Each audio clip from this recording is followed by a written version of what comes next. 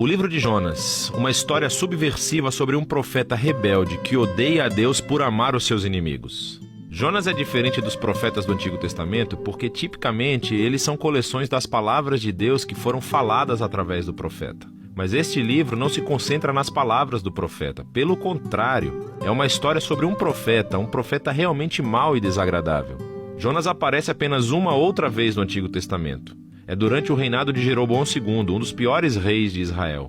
E Jonas profetizou em seu favor, prometendo que venceria uma batalha que recuperaria todo esse território na fronteira norte de Israel. É importante saber que o profeta Amós também confrontou Jeroboão, e através dele, Deus reverteu especificamente a profecia de Jonas, prometendo que Jeroboão perderia todos esses territórios, porque ele era um rei terrível. Então, antes mesmo da história de Jonas começar, suspeitamos do caráter dele. O livro de Jonas tem um belo conceito com todo esse emparelhamento e simetria literária. Então, você tem os capítulos 1 e 3 contando a história do encontro de Jonas com não-israelitas. Primeiro com alguns marinheiros e depois com os inimigos que Jonas odiava, os ninivitas. E cada parte mostra um contraste cômico entre o egoísmo de Jonas e a humildade e arrependimento dos pagãos. Os capítulos 2 e 4 contêm orações de Jonas. Uma é uma oração de arrependimento, e a outra é uma oração onde Jonas ataca a Deus por ele ser muito bom.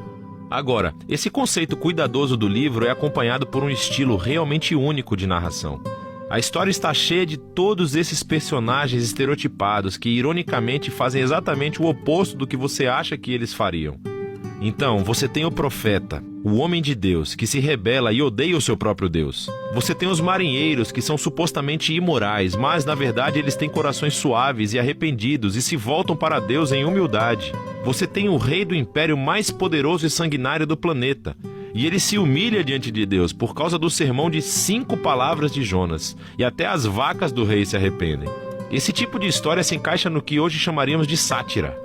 Essas são histórias sobre figuras conhecidas que são colocadas em circunstâncias extremas. E elas usam humor e ironia para criticar a sua estupidez e as suas falhas de caráter. Vamos nos aprofundar e ver como todas essas peças se encaixam. A história começa quando Deus fala com Jonas e o encarrega de pregar contra o mal e a injustiça em Nínive, a capital do Império Assírio, o inimigo cruel de Israel.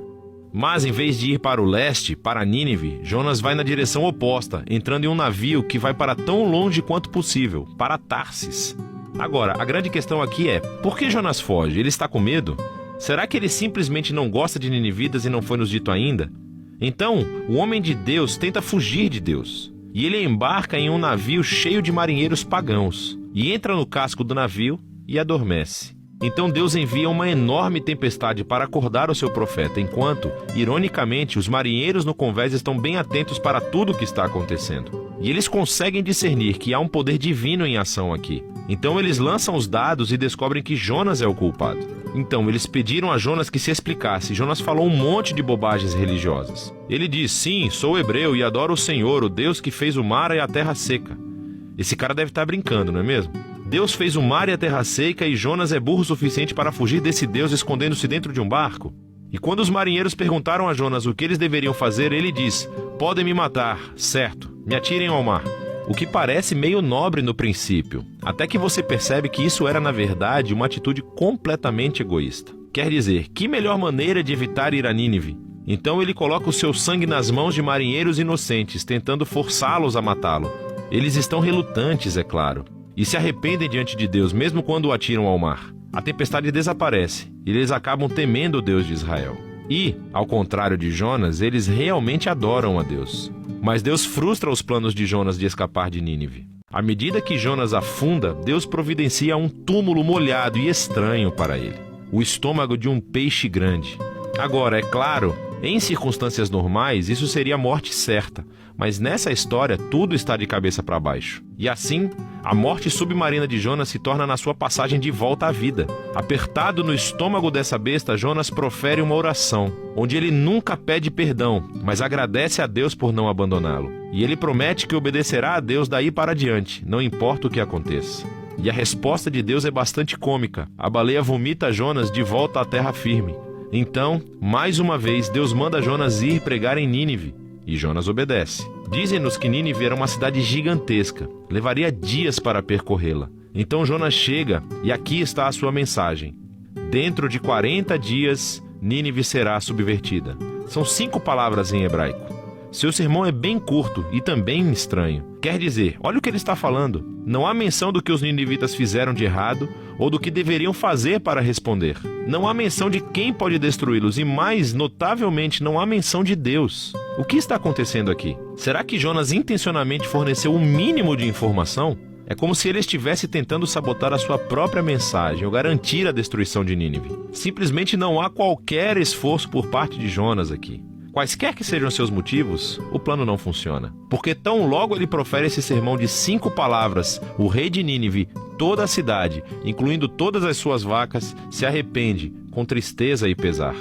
Então, pela segunda vez, esses pagãos malvados se mostram mais receptivos do que o próprio profeta de Deus. Então Deus perdoa os ninivitas e não destrói a cidade. Ora, aqui está a parte brilhante da história. A última palavra do sermão curto de Jonas, subvertido, significa exatamente isso, virado. E pode se referir a uma cidade sendo derrubada ou destruída, como Sodoma ou Gomorra. Mas também pode ser usado para falar de algo que é transformado, como invertido e transformado na direção oposta. E assim, comicamente, as palavras de Jonas se tornam realidade, mas não da maneira que ele pretendia. Nínive foi subvertida quando os inimigos de Jonas se arrependem e encontram a misericórdia de Deus. O capítulo final encaixa todas as peças. Jonas está furioso e profere a sua segunda oração. Primeiro ele diz a Deus por que ele fugiu, lá no capítulo 1. Não foi porque ele estava com medo. Pelo contrário, era porque ele sabia que Deus era muito misericordioso. E isso é ótimo. Jonas realmente cita a própria descrição que Deus faz de si mesmo no livro de Êxodo e a joga na cara de Deus como um insulto. Ele diz que sabia que Deus é compassivo e que encontraria um meio de perdoar esses ninivitas horríveis. Dá para ouvir o desgosto na voz de Jonas. Jonas então interrompe a conversa e ora para que Deus o mate ali mesmo. Ele prefere morrer do que viver com um Deus que perdoa os seus inimigos. Para a sorte de Jonas, Deus não obedece e simplesmente pergunta se a ira de Jonas é justificada. Jonas ignora a pergunta e sai da cidade para acampar em uma colina próxima, esperando para ver o que pode acontecer. Quem sabe os ninivitas se arrependam do seu arrependimento e acabem sendo destruídos. Mas o que acontece a seguir é muito estranho. Deus fornece uma planta para proteger Jonas do sol e isso o deixa muito feliz. Mas Deus envia um pequeno verme para comer a planta e Jonas perde a sua sombra.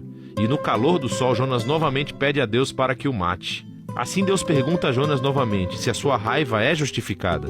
E Jonas resmunga: absolutamente, agora me deixe morrer. E essas são as últimas palavras de Jonas na história do livro. As palavras finais de Deus são o que conclui o livro. Ele diz que esse incidente todo com a videira foi uma tentativa de chegar a Jonas, certo? Jonas ficou todo preocupado e sentimental por causa da vida dessa videira, que ele usufrui somente por um dia. E Deus perguntou a Jonas: os humanos não são um pouco mais valiosos do que as videiras? Não é correto que Deus possa sentir o mesmo tipo de emoção e preocupação pela cidade de Nínive, que está cheia de milhares de pessoas que se perderam no caminho e que também perderam suas vacas? E é assim que o livro termina, com Deus pedindo a Jonas a permissão para mostrar misericórdia aos seus inimigos. E qual é a resposta de Jonas? A história não diz, porque esse livro não é objetivo. A questão é que o livro está tentando te confundir. E as perguntas de Deus aqui, na verdade, são endereçadas a você, leitor. Você aceita o fato de que Deus ama o seu inimigo? E então esse livro contém um espelho para quem o lê. Em Jonas, vemos as piores partes do nosso próprio caráter ampliado, o que deveria gerar humildade e gratidão, que Deus ama os seus inimigos e tolera o Jonas que vive dentro de cada um de nós.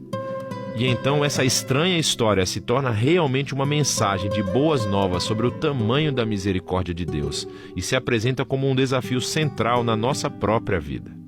E esse é o livro de Jonas.